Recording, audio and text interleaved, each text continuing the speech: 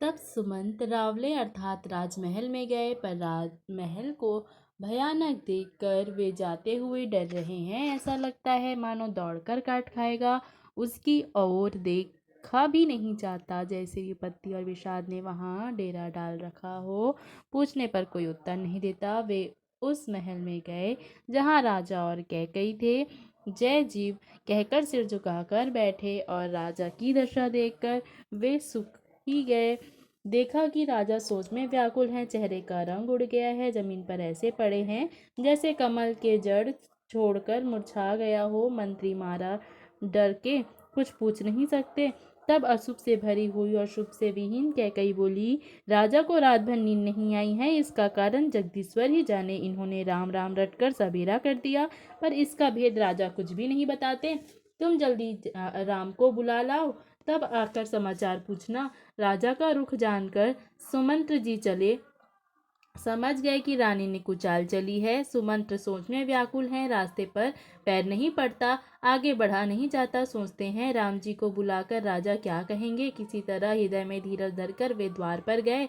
सब लोग उनको मन मारे उदास देखकर पूछने लगे। सब लोगों का समाधान करके सुमंत्र वहां गए जहां सूर्यकुल के तिलक श्री रामचंद्र जी थे। श्री रामचंद्र जी ने सुमंत्र को आते देखा तो पिता के समान समझकर उनका मान किया। श्री रामचंद्र जी के मुख को देखकर और राजा की आज्ञा सुनाकर वे रघुकुल के दीपक श्री रामचंद्र जी को अपने साथ ले चले। श्री रामचंद्र जी मंत्री के साथ बुरी तरह से जा रहे हैं, यह देखकर लोग जहां तहां विषाद कर रहे हैं। रघुवंश मणि श्री रामचंद्र जी ने जाकर देखा कि राजा अत्यंत ही बुरी अवस्था में पड़े हैं, जैसे सिंहनी को देखकर कोई बूढ़ा गज राज सहम कर गिर पड़ा हो। राजा के होंठ सूख रहे हैं और सारा शरीर जल रहा है, जैसे मणि के बिना सांप दुखी हो रहा है। पास ही क्रोध से भरी कैकई को देखा, मानो साक्षात मृत्यु हुई बैठी है, राजा के जीवन की अंतिम घड़ियां गिन रही हो। श्री रामचंद्र जी का स्वभाव कोमल है और करुणामय है।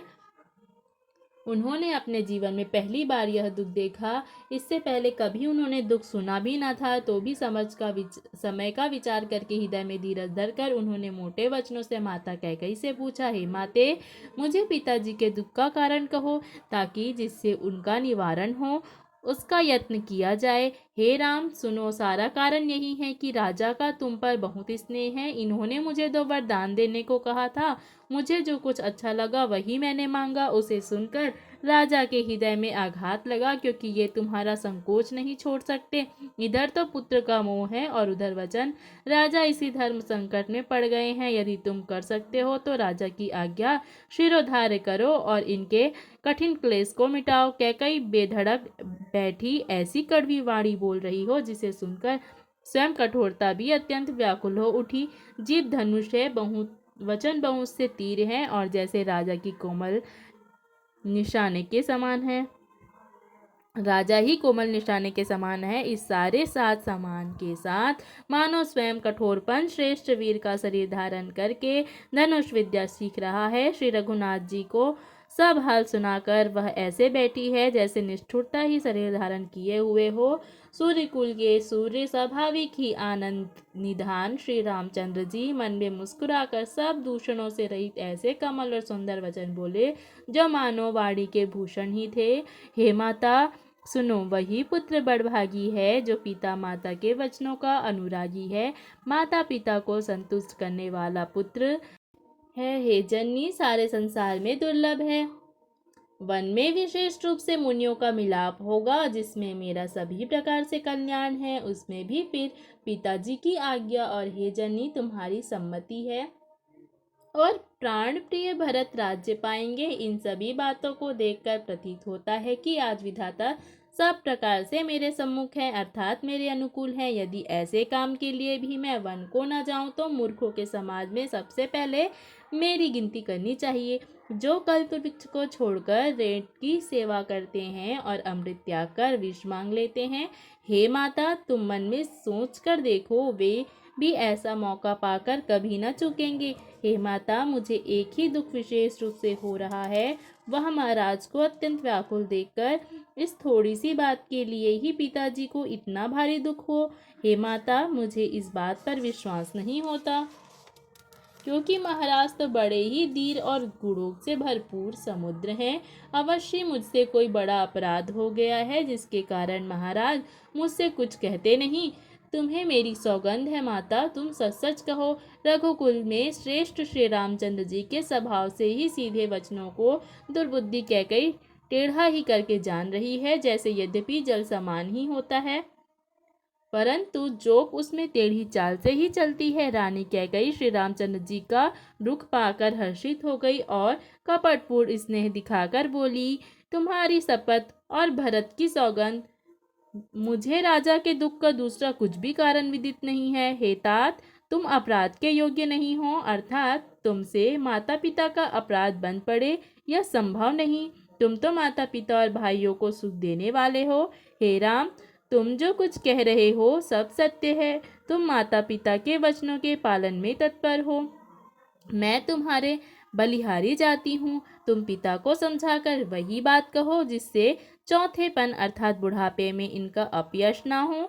जिस पुण्य ने इनको तुम जैसे पुत्र दिए हैं उसका निरादर करना उचित नहीं है।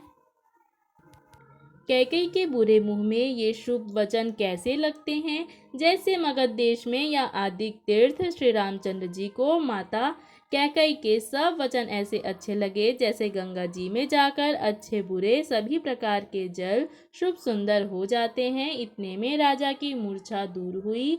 उन्होंने राम का स्मरण करके घूमकर करवट ली। मंत्री ने श्री राम जी का आना कहकर समय अनुकूल प्रार्थना की। जब राजा ने सुना कि श्री रामचंद्र पधारे हैं तो उन्होंने धीरज धर के नेत्र खोले। मंत्री ने संभाल कर राजा को बिठाया। राजा ने श्री रामचंद्र जी को अपने चरणों में पड़ते देखा। स्नेह से विकल राजा ने राम जी को हृदय से लगा लिया, जैसे सांप ने अपनी खोई हुई मणि फिर से पा ली हो। राजा दशरथ श्री राम जी को देखते ही रह गए। उनके नेत्रों से अश्रुओं की धारा बह चली। शोक के विषय वश होने के कारण राजा कुछ कह नहीं सके। वे बार बार श्री रामचंद्र जी को हृदय से लगाते हैं और मन में ब्रह्मा जी को मनाते हैं कि जिससे श्री रघुनाथ जी वन को ना जाए। फिर महादेव जी का स्मरण करके उनसे निहोरा करते हुए कहते हैं, हे सदाशिव, आप मेरी प्रार्थना सुनिए। आप आशुतोष शीघ्र प्रसन्न होने वाले और अवधरदानी अर्थात मुँह मांगा देने वाले हैं, अतः मुझे अपना दीन सेवक समझकर मेरे दुख को दूर कीजिए। आप प्रेरक रूप से सबके हृदय में हैं। आप श्री रामचंद्र जी को ऐसी बुद्धि दीजिए जिससे वे मेरे वचन को त्याग कर और शील स्नेह छोड़कर घर में ही रह जाए। जगत में चाहे अपयश हो और सुयश नष्ट हो जाए, नया पाप होने से मैं नरक में गिरूं अथवा स्वर्ग चला जाऊं, और भी सब प्रकार के दुसह दुख आप मुझसे सहन करा ले, परंतु श्री रामचंद्र मेरी आंखों की ओट न हो। राजा मन ही मन इस प्रकार विचार कर रहे हैं, बोलते नहीं। उनका मन पीपल के पत्ते की तरह डोल रहा है। श्री रघुनाथ जी ने पिता को प्रेम के वश जानकर और यह अनुमान करके कि माता फिर कुछ कहेंगी तो पिताजी को दुख होगा, देश काल और अवसर के अनुकूल विचार कर विनीत वचन कहे, हे तात, मैं कुछ कहता हूँ यह ठिठाई करता हूँ। इस अनौचित्य को मेरी बाल्यावस्था समझकर क्षमा कीजिएगा। इस अत्यंत तुच्छ बात के लिए आपने इतना दुख पाया, मुझे किसी ने पहले कहकर यह बात नहीं जनाई। स्वामी, आप को इस दशा में देखकर मैंने माता से पूछा। उनसे सारा प्रसंग सुनकर मेरे सब अंग शीतल हो गए, अर्थात मुझे बड़ी प्रसन्नता हुई। हे पिताजी, इस मंगल के समय स्नेहवश होकर सोच करना छोड़ दीजिए और हृदय में प्रसन्न होकर मुझे आज्ञा दीजिए। यह कहते हुए प्रभु श्री रामचंद्र जी सर्वांग पुलकित हो गए। इस पृथ्वी तल का पर उनका जन्म धन्य है, जिसके चरित्र सुनकर पिता को परम आनंद